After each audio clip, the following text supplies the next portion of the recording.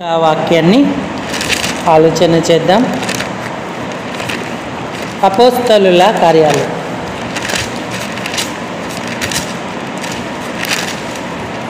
అపోస్తలుల కార్యాలు 12వ అధ్యాయం 5వ వచనాన్ని అందరం కలిసి ఒక పర్యాయం చదువుకుందాము. అపోస్తలుల కార్యాలు 12వ అధ్యాయము 5వ వచనం. పేతురు చెరసాలలో ఉంచబడెను.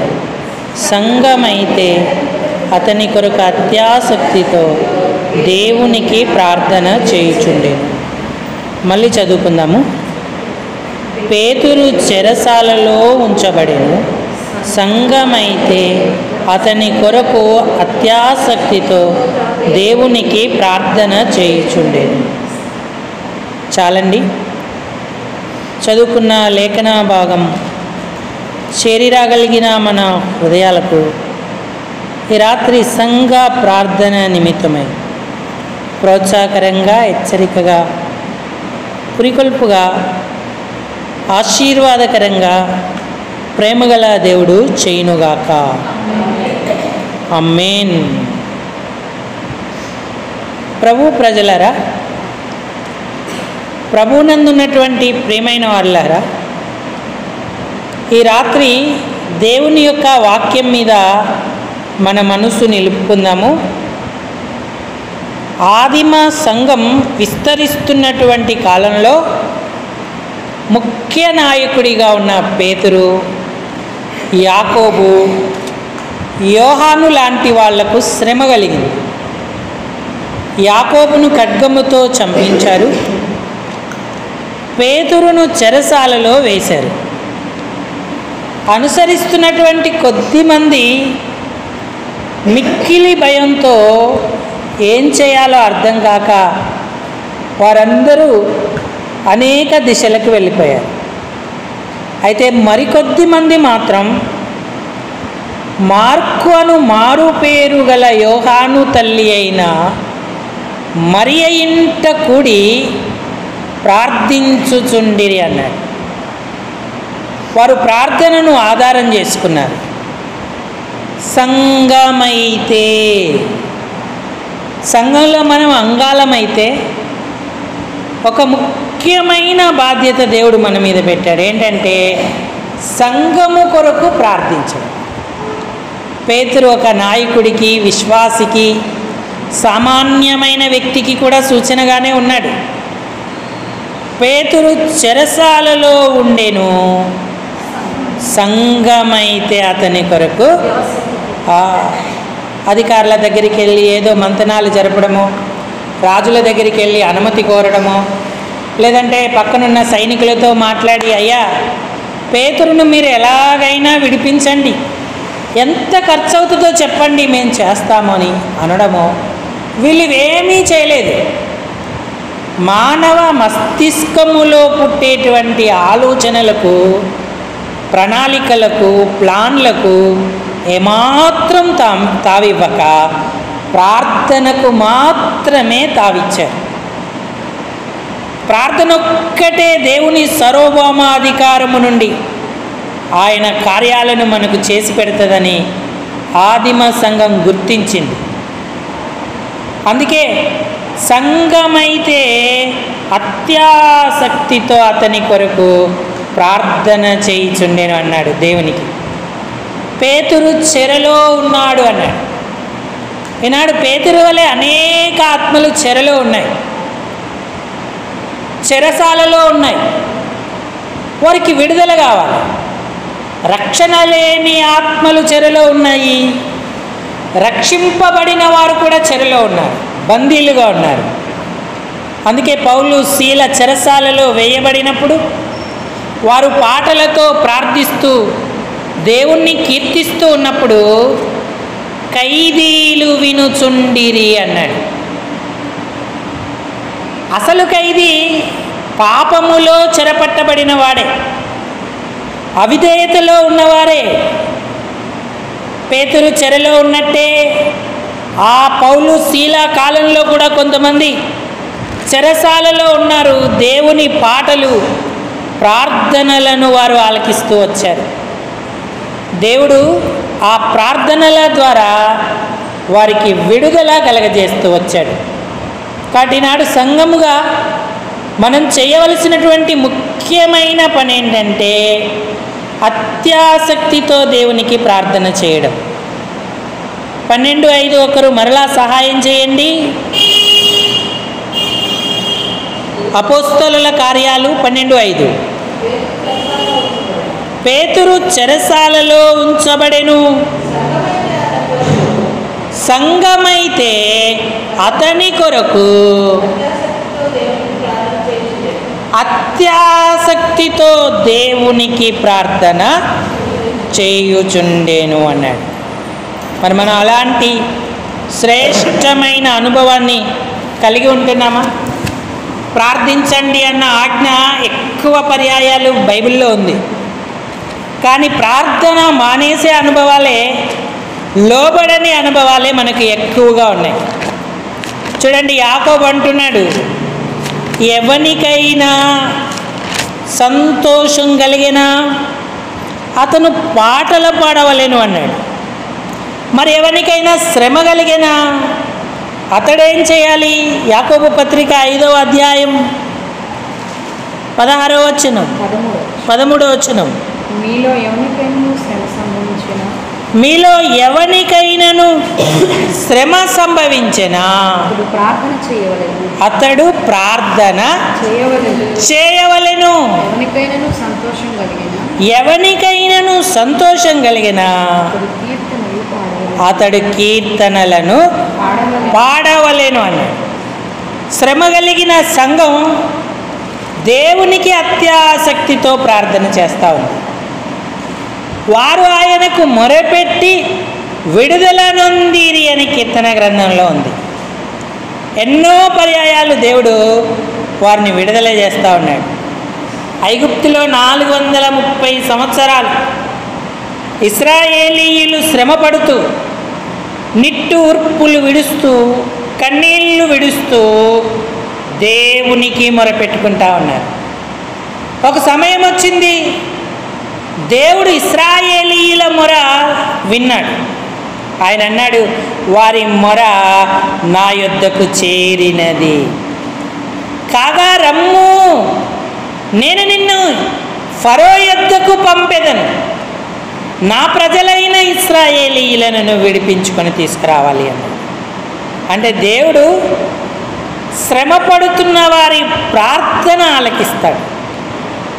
ఇశ్రాయేలీయులు దేవునికి ప్రార్థించారు. దేవుడు వారి కొరకు ప్రణాళిక సిద్ధం చేశాడు, నాయకులను సిద్ధం చేశాడు. ఒకానొక దినమున ఐగుప్తు దేశానికి తీర్పు తీర్చి ఎర్ర సముద్రమును పాయలు చేసి ఇశ్రాయేలీయులను ఆరిన నేలన అద్దరికి నడిపినటువంటి వాడిగా ఉన్నాడు. కాబట్టి ప్రార్థించే అనుభవములో నుంచి మనం ఎప్పుడు కూడా వైదొలగకూడదు. శ్రమ కలిగినప్పుడు ఆదిమ సంఘం ప్రార్థించింది, ఇశ్రాయేలీయులు ప్రార్థించారు. యాకోబు కూడా ప్రార్థించుము అన్న సలహాను ఇస్తూ ఉన్నాడు. మరి ప్రార్థించిన వారందరూ కూడా గొప్ప విడుదలను, దేవుని యొక్క కార్యాలను వారి జీవితాల్లో చూస్తూ ఉన్నారు. ఈనాడు వ్యక్తిగతంగా నీ ప్రార్థనా జీవితం దేవునికి ప్రీతికరంగా ఉందా? నీ శ్రమలను బట్టి కృంగిపోతున్నావా, లేక ప్రార్థించడం ఆరంభిస్తున్నావా? కుటుంబముగా ప్రభువుతో ప్రార్థనలో గడపడంలో ఆనందిస్తున్నావా? సంఘ ప్రార్థనలలో నీ బాధ్యతను నెరవేరుస్తూ అందరి కొరకు విజ్ఞాపన చేస్తూ ఉన్నావా? సంఘమైతే, ఈ మాట ఎంత శ్రేష్టమైనది! ఎందుకంటే సంఘం సామాన్యమైనది కాదు. పాతాళలోక ద్వారములు దాని ఎదుట నిలువనేరవు అన్నాడు. సంఘం శక్తి గలది, వెలకట్టలేనిది. ఎందుకు శక్తి గలది అంటే అది ఆయన అమూల్యమైన రక్తం చేత కొనబడినది, అది ఆయన అమూల్యమైన రక్తం చేత కనబడినది. అపోస్తలుల కార్యాలు 20వ అధ్యాయం 28వ వచనం. ఇదిగో 20వ వచనం, 20 ఎన్నో వచ్చినమక్క 28వ వచనం. దేవుడు తన స్వరక్తమిచ్చి సంపాదించిన తన సంఘం. చూడండి, ఎవరి సంఘం అంటే ఇది? దేవుని సంఘం. స్వరక్తమిచ్చి సంపాదించిన సంఘం. ఒక పెద్ద కంది కేతనకొండలో సంఘం మాది అంది. ఎవరిదండి? సంఘం మాది అంది. తెల్లవారి దైవజనుడు అన్నాడు, సంఘం దేవునిది అని చెప్పాడు. సంఘం మనది కాదు, దేవునిదే. ఇంటి పేరు, వంటి పేరు ఇవేవి పనికిరావు. ఆయన స్వరక్తమిచ్చి దాన్ని సంపాదించాడు. ఇప్పుడు చేయాల్సిందేంటంటే దానిని కాయుటకు పరిశుద్ధాత్ముడు దేనియందు మిమ్ములను అధ్యక్షులుగా నియమించెను. ఆ స్థానాన్ని ఎరిగినప్పుడు ఆ బాధ్యత గుర్తించి దానిని మాత్రమే మనం చేస్తాం. పౌలు గారు దాన్ని గుర్తించారు కాబట్టి సంఘము కొరకు ఆయన ఏం చేశాడు?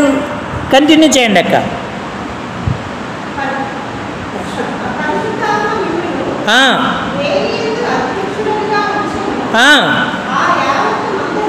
ఆ యావత్తు మందను గూర్చియు మీ మట్టుకు మిమ్మును గూర్చియు జాగ్రత్తగా ఉండుడి అన్నాడు.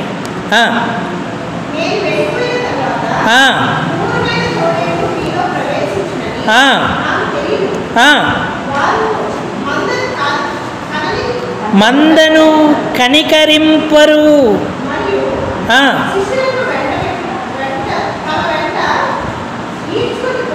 ఈడ్చుకొని పోవలనని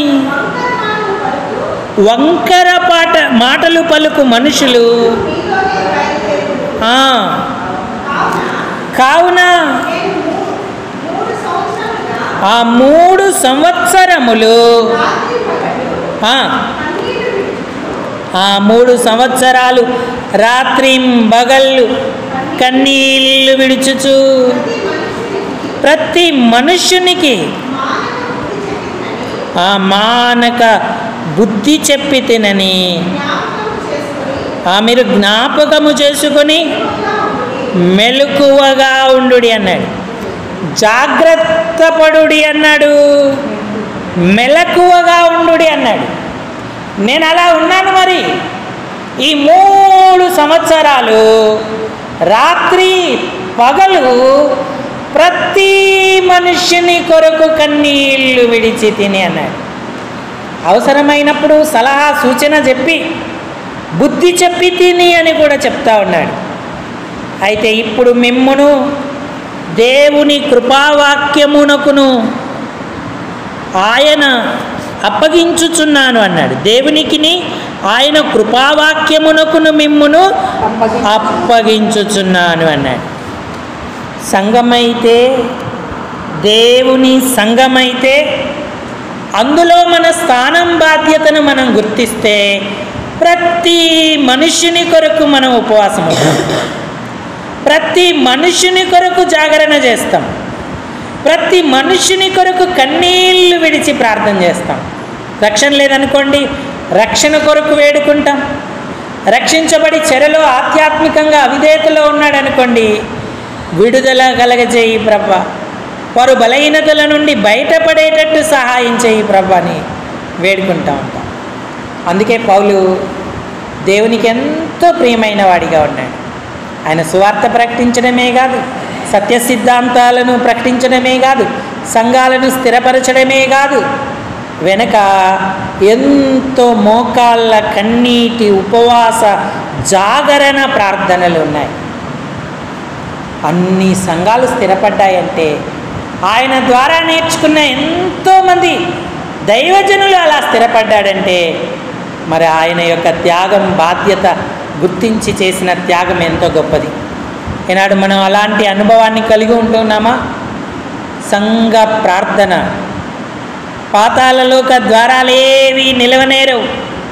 రోగులను స్వస్థపరుస్తుంది, అద్భుతాలు చేస్తుంది, ఆశ్చర్య కార్యాలు చేస్తుంది, శత్రుని కార్యాలను లయపరుస్తుంది, బంధింపబడి ఉన్న వారికి విడుదల ప్రకటిస్తూ ఉంది. ఇన్ని గొప్ప కార్యాలన్నీ సంఘ ప్రార్థన ద్వారా జరుగుతాయి. అందుకే సంఘం ఎంతమంది ఉన్నారనేది సమస్యే కాదు. ఇంకా కొన్ని సందర్భాలు తక్కువ మంది ఉన్నప్పుడే ఎక్కువ సమయం ప్రార్థన చేస్తాం. ఎక్కువ మంది ఉన్నప్పుడు అసలు మనకు అవకాశమే దొరకకపోవచ్చు. అయితే ఒకటి ఎప్పుడూ గుర్తుపెట్టుకోవాలి, తెగక ఆయనను హత్తుకొని అత్యాసక్తితో ప్రార్థించే అనుభవాన్ని మనం ఎప్పుడూ కోల్పోకూడదు. ఆయన ఇచ్చిన బాధ్యత సంఘం కొరకు ప్రార్థించడం, ప్రతి వ్యక్తి కొరకు, వారందరినీ దేవుని సన్నిధికి అప్పగించడం. మరి పేతురును దేవుడు విడుదల చేశాడు. అలాగే పౌలు, శీలలు కూడా పాటలతో ప్రార్థించినప్పుడు, ఖైదీలు వింటూ వచ్చినప్పుడు దేవుడు వారిలో కార్యం చేశాడు. చెరసాల తలుపులు భూకంపం వచ్చి ఊడిపోయి అక్కడ చెరసాల నాయకుడు కంగారు పడిపోయి తను చంపుకోబోయాడు. అయ్యా, మేము ఎక్కడికి వెళ్ళలేదు, అందరం ఇక్కడే ఉన్నామని చెప్పాడు అర్ధరాత్రి.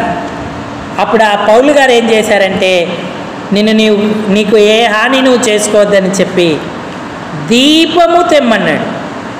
అపోస్తల కార్యం 16వ అధ్యాయం 28 నుంచి చదవండి.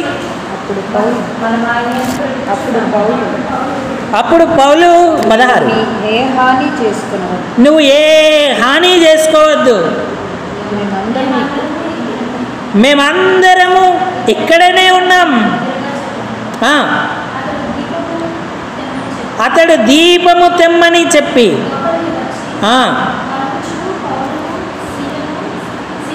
సాగిలాపడి, ఈ దీపం వెలుగుకు సూచన. అంటే ప్రభువైన యేసుక్రీస్తు వారు అతని హృదయంలోకి వెలుగును ప్రసాదింపజేశాడు. చెరసాలలో ఉన్న పౌలు, శీలలకు చెర అడ్డుగా లేదు. చెరసాల నాయకుడే కనబడని చెర, పాపమనే చెరలో ఉన్నాడు. ఇప్పుడైతే అతనికి వెలుగు కలిగింది. పౌలు, శీలకు సాగిలాపడి వారితో అంటున్నాడు, అయ్యలారా, రక్షణ పొందుటకు నేనేమి చెయ్యవలేను అన్నాడు. ప్రభువైన యేసునందు విశ్వాసం ఉంచుము అని చెప్పారు. అప్పుడు నీవు, నీ ఇంటి వారందరూ కూడా రక్షణ పొందుతారన్నాడు. అతనికి అతని ఇంటి వారికి అందరికీ కూడా వాళ్ళు దేవుని వాక్యం బోధించారు. రాత్రి ఆ గడియలోనే అతడు వారిని తీసుకొని వారి గాయాలను కడిగాడు. బాప్తిస్మము పొందిరి.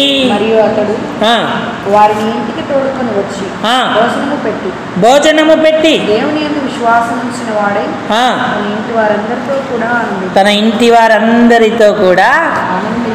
చూసారా, ఎక్కడైనా ఏ సంఘంలోనైనా అర్ధరాత్రి బాప్తిస్మాలు ఉంటాయా? కానీ వీళ్ళ ఇంట్లో ఉన్నాయి. ఒక్కరు కాదు, ఇంటి వారందరూ కూడా బాప్తిస్మము పొందారు. తెల్లవారితే ఎలా ఉంటుందో తెలియదని భయపడిపోయి రాత్రికి రాత్రే బాప్తిస్మము తీసుకున్నాడు. ఎంత ధన్యుడయ్యాడు చెరసాల నాయకుడు. ఇంతకు చెరలో ఉన్నది పౌలు, శీలనా, నాయకుడా అనిపిస్తూ ఉంటుంది మనం. ఖైదీలు వినుచుండిరి అన్నాడు. అత్యాసక్తి గల ప్రార్థన చెరసాల పునాదులను కూడా తొలగిస్తూ ఉంటుంది. పేతురు చెరలో ఉన్నాడు, సంఘం ప్రార్థించింది, దేవుడు గదిలో వెలుగు ప్రకాశింపజేశాడు, తన దూతను పంపించి పేతురును విడుదల చేశాడు. 4 చతుష్టయముల సైన్యము కావలున్నప్పటికీ ఎవ్వరూ కూడా వారిని ముట్టలేకపోయారు. చెరసాల తలుపులు వాటంతటవే తెరుచుకొనేను అన్నాడు. ఈనాడు మనల్ని బంధించిన ఏ బంధకాలైనా సరే వాటంతట అవే తెరుచుకుంటాయి. పాపం, అనారోగ్యం, ఆర్థిక ఇబ్బందులు, కష్టనష్టాలు, వ్యాధి బాధలు, అపవాది క్రియలు, అంధకార శక్తుల ప్రభావం సంఘ ప్రార్థనల ద్వారా సమసిపోతుంది. గొప్ప వెలుగు, విడుదల కలుగుతుంది. అందుకే మనం ఎప్పుడూ అంగముగా ఆయన సంఘంలో ఉంటూనే ఉండాలి. ఆపద వచ్చినప్పుడు మాత్రమే కాదు, అది మన అనుభవంగా ఉండాలి. సంఘంలో ప్రార్థించే వారమైతే ఎంతో ధన్యులమవుతాం. ఈ గొప్ప దీవెనలు మనం పొందుతాం. చెరసాల నాయకులు లాంటి వారికి రక్షణ, పేతురు లాంటి వారికి విడుదల కలిగించి ప్రభువును మహిమపరుస్తాం. అటు ఇశ్రాయేలీలకు కూడా గొప్ప విడుదల దేవుడు కలగజేశాడు. కాబట్టి ఈ రాత్రి మనం మనల్ని పరిశీలించుకుందాం. వ్యక్తిగతంగా, కుటుంబంగా, సంఘముగా నేను ప్రార్థించడం మానకుండా నాకు సహాయపడు ప్రభా. అత్యాసక్తితో ప్రార్థించడానికి సహాయపడు. వచ్చిన ప్రతి చిన్న అవకాశాన్ని, చిన్న ప్రార్థన అయినా యథార్థంగా నీ సన్నిధిలో చేయడానికి నాకు కృప చూపు అని అడుగుదాం. అప్పుడు ప్రభు మనల్ని బలపరుస్తాడు, మనకు అట్టి కృపనిస్తాడు. ఆ ప్రార్థన ఆసక్తే దేవుని గొప్ప కార్యాలకు కారణమవుతుంది. దేవుడు ఈ తలంపును దీవించునుగాక, మనందరికీ ఇట్టి కృప అనుగ్రహించునుగాక. ఆమేన్. Praise the lord. అందరూ తలలు వంచి కళ్ళు మూసుకోండి. మనం ప్రార్థనలోకి వెళదాం.